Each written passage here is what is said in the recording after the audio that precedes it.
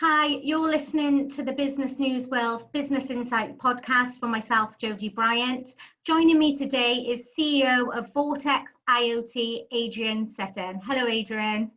Hi, Jodie. Thank you for joining me. Much appreciated. Oh, thank you very much for the offer, and it's really good to be chatting to you this morning. Brilliant. So to kick off, I wanted to throw a few quick fire questions at you. Hope that's okay. Let's do it. Brilliant. So number one, what is your favorite quote?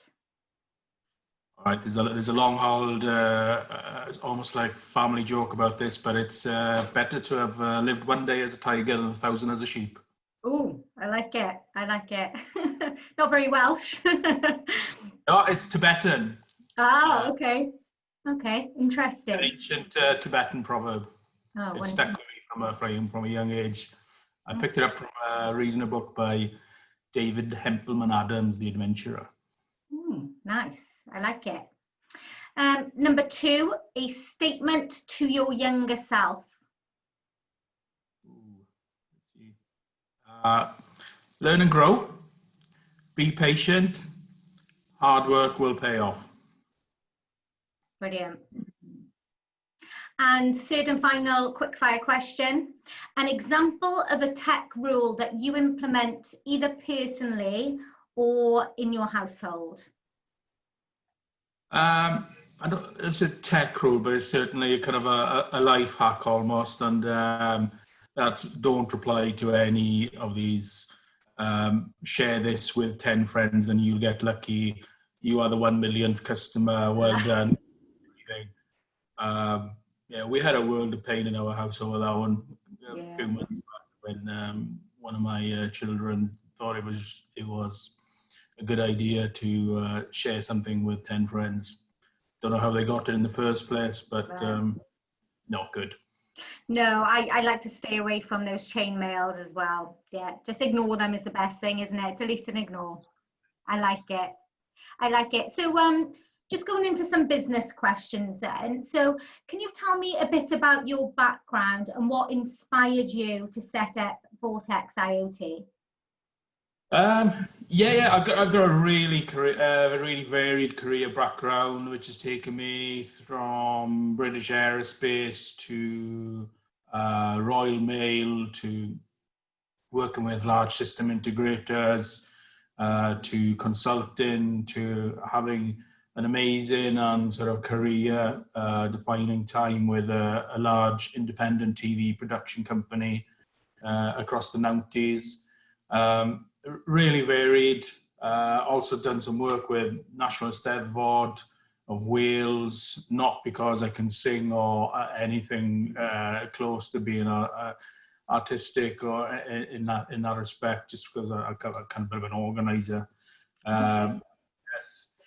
But yeah, a theme through my career is a lot of project management, a lot of working with technology or implementing technology for change. And that became a continuum. And then sort of in 2010, I branched out into sort of management consultancy, worked on some amazing projects, really high profile at times, restructuring organizations that were under duress financially or because of changing the market or because of sort of economical change in the market in which they operate.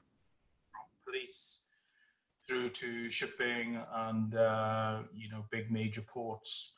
But what that sort of experience gave me was a really good grounding in sort of multiple sectors. And there came a time when I thought my normal routine was back then, and I typically worked outside Wales, which is unfortunate, but I've always lived in Wales. My typical routine would be kind of like a red eye start on a Monday morning at like a 4 or 5 a.m. alarm, jumping on a train or a plane to get to a project or a customer location somewhere in the UK. And then I'd reappear at very late on a Thursday night and do the usual work from home on a Friday. Yeah. After about 10 years, that became quite tiresome. Mm-hmm. And it kind of hit me one day. I think it was my son was then about 9, and he goes, "Dad, why don't you have a normal job like most people and come home every night? Why don't you work in Wales?" And it kind of hit me, and it probably hit me because I was a bit tired. Yeah. But for about 2 years before that, I've been thinking about IoT, Internet of Things, Mm-hmm. was going to be the next big thing that would fuel sort of another wave of data. And data is changing all our lives and Yeah. business. So I began really looking hard at that from about 2016. And then in 2017, I was on a trade mission to Singapore, and I saw and met my now business partner, Bezad Haravi, presenting, and he was presenting a connected toothbrush, and I found him Wow. inspiring. But I didn't want to get involved in sort of the IoT consumer market, which a connected toothbrush would be. Yeah. I saw more value and more opportunity in sort of industry 4.0, sort of industrial revolution stuff, smart cities and the like. So much bigger scale projects that would sort of answer sort of known business challenges. The thing is, I didn't know what those known business challenges were and what those industries would be. So therein sort of started a very then rapid sort of process to move from Bazad and I having an initial conversation to forming Vortex IoT in autumn 2017. So we literally a couple of weeks past our 3rd birthday. Business is growing. Business is growing very well, and I think we made the right decision. So I think what inspired me was kind of that one conversation with my son, which kind of made me stand upright and think, yeah, he is onto something. But to actually, I've been consulting for so long, I was getting this feeling, even personally, that I'm telling people how to run their businesses or how they should change their business, or when they introduce this new technology, how it's going to change their life for the better and their business for the better. But then I just pick up my bag and leave and go on to the next sort of product. So it became like a almost, and there was no legacy. So I think it was a realization that I was tired of that lifestyle, and then sort of my sort of son telling me, you need to get a proper job, and I thought, well, they say there's a good book in most people, so I thought perhaps there's a good business in me, and here we are. It's going well so far. Oh, fantastic. What a story. What a story. And it leads me quite nicely on actually to my next question. So where do you actually see IoT and sensors fitting into the smart city vision? Yes, in smart cities, well, we've got an awful lot of traction at the moment and some really exciting projects. We're working on a project with West Midlands 5G, which is about scanning and mapping sort of our cityscapes in real time using vehicle to infrastructure technology. That's fitting sensors and LiDAR technology, so laser to vehicles. And as they're driving along, they're picking up the condition of curbs, if bins are full, if there are potholes, and how those potholes are behaving and degrading over time. Mm-hmm. Kind of like almost like a blueprint for a new digital control room data will come into smart cities, and that's what I see smart cities. But smart cities is such a big topic. Yeah. But from our perspective at Vortex and how I see sensors fitting into it, it's about changing behaviours. Okay, so between now and 2050, there's going to be a 70% population shift and a growing population into our urban areas. Yeah. Okay, we have serious problems with the environment in air quality. that's been exacerbated and really shown in the last 6 months as the world fights a global pandemic. Yeah. And it's no surprise that some of the worst affected areas in China, in Lombardy, in Italy, and in the UK are in areas where there are known high levels of respiratory diseases from poor air quality. Mm-hmm.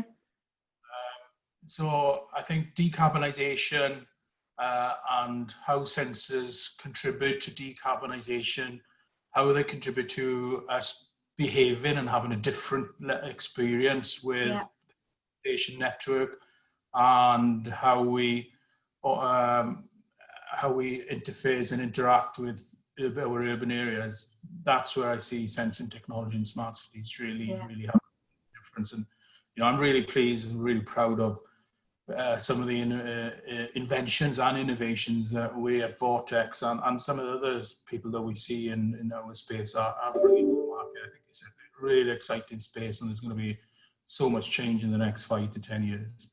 Down to how we park our cars.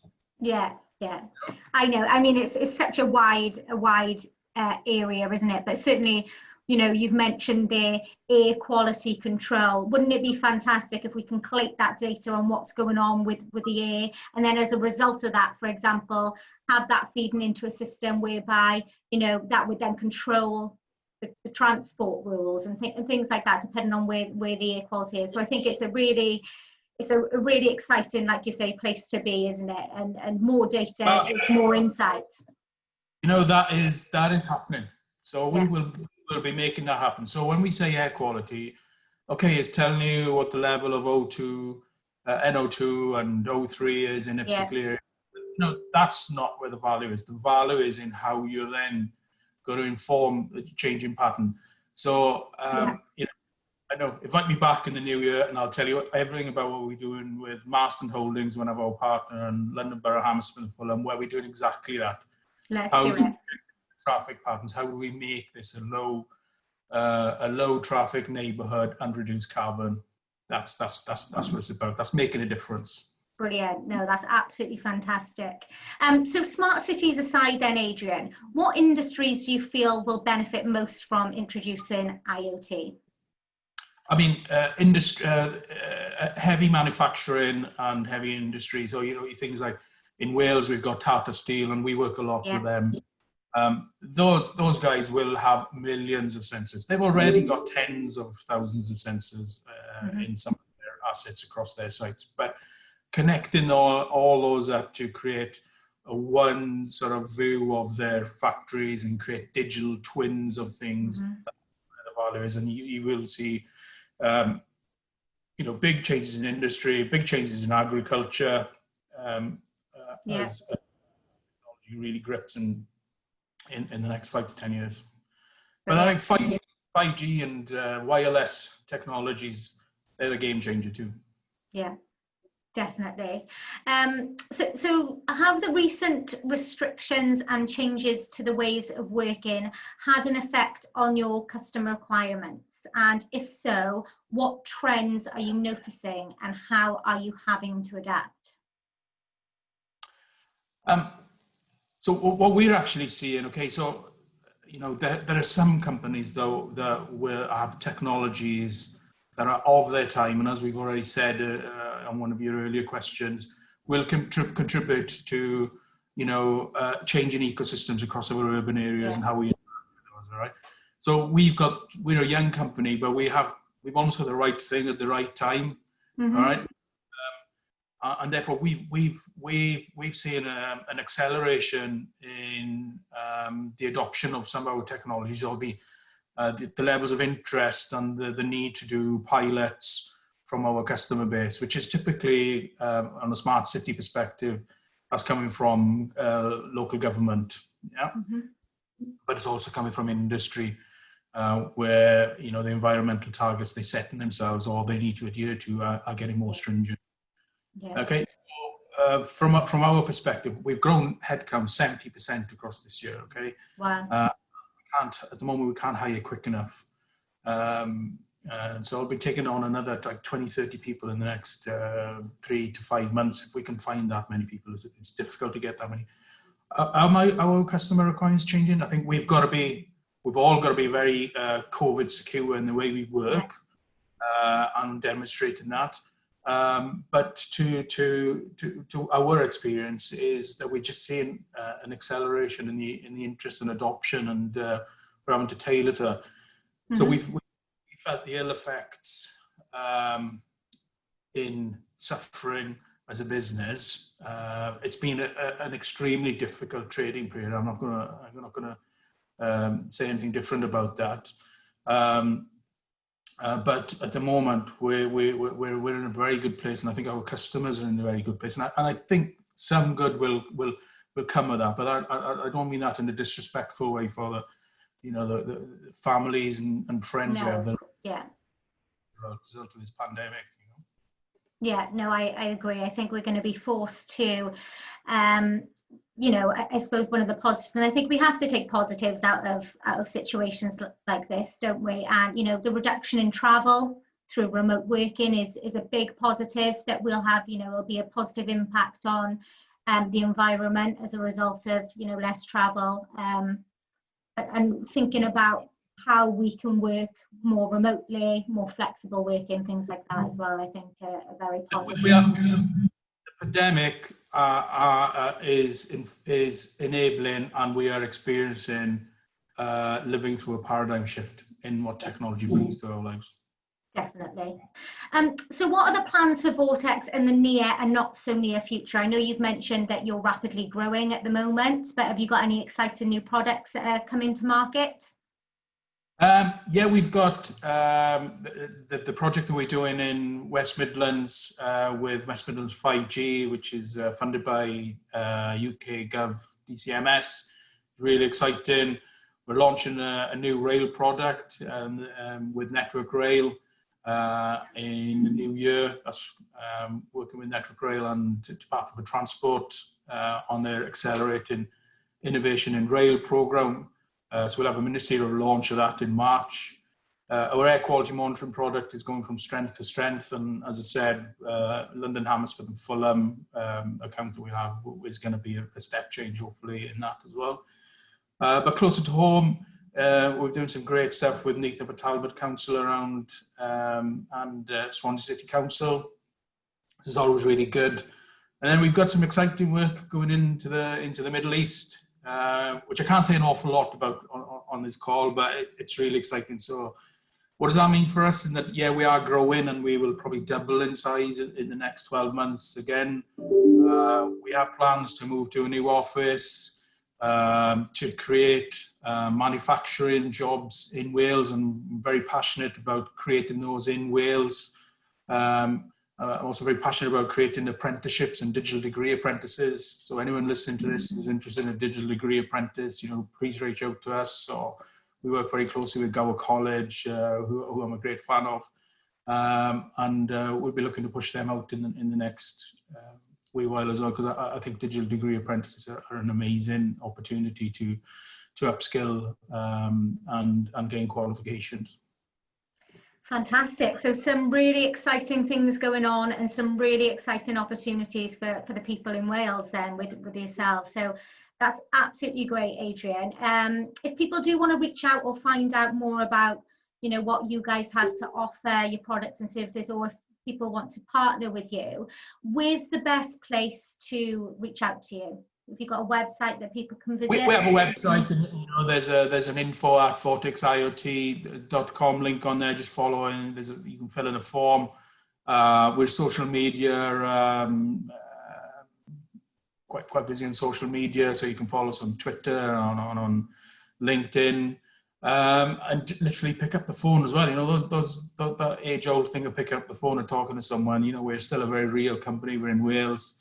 And we have people who answer the phone as well, so please do reach out. We literally partner for success. I have some amazing partnerships with both locally, I mentioned Swansea City Council, Neath Talbot. They really bought into us as a business, and we use them to pilot some of our products to help them get to market. And then we work with the likes of Hitachi, BT, Vodafone, right across the piece. You know, and we partner to get our products to market quickly. We work in technology, right? Things move quickly, and they're moving quicker at the moment. Aren't they just? Aren't they just? Fantastic. Well, Adrian, thank you so much for your time and for sharing with us today. And thanks to those who are listening. I hope you picked up some valuable insights into the world of IoT and the wonderful technology that's being developed right here in Wales. Have a great day.